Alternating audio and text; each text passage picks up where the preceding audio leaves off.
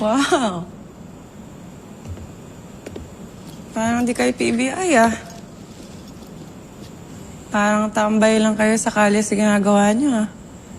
Eh, napamainit ulo niya. Akala mo, di miscommunication yung nangyari. Tol, mainit yung ulo ni Chip. Kaya nang sumapat sa kumasyo. Pakialam, pare. Nag-aalboroto kanina to. Ah. So di lang pala tambay sa kalye ang trip niyo. Maging chismoso din. Care to share? Kung anong pinagbubulungan niyo? Sinasabi ko kay JJ, wala namang problema eh. Diba? Ayos na malat eh. Ang init ng ulo mo. Ganito na lang. Inom tayo. Isang grupo. Libre mo. Seryoso ka? Pagkatapos ng nangyari, gusto mo makipag-inuman? Talaga? Nangihingi ng sorry to. Boss! Sorry. Sorry kayo! Uy! Sorry kayo! Laki ng kasalanan natin eh. Hihingi ng sorry. Okay. Sorry. Chip, sorry. Si Layla kasi. Ako na naman, JJ, ha? Isa, I'm sorry. Ano, okay na?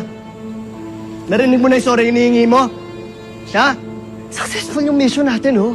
Namatay yung sindikato, naligtas natin yung mga babae. Ano pa hinihingi mo? Teka. May gusto lang akong iklaro. Paras ba kayo nang iniisip? Paras kayo kay Galo? Tingin niyo success yung mission natin kahit sana patay na tayong lahat kung di dumating yung major crimes? Kayong dalawa.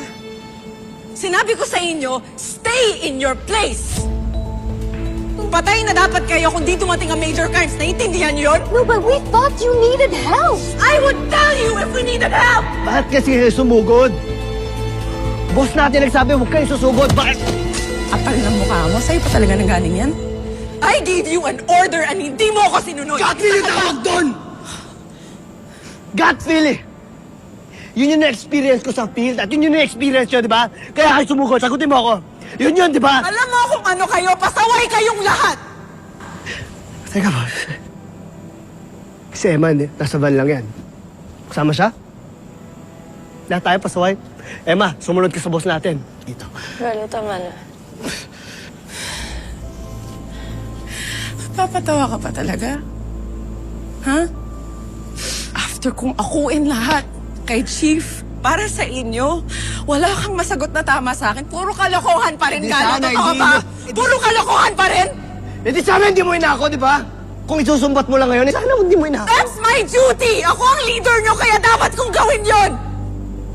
Pero kung di mo ako kayang respetuhin, then you might as well get out of here.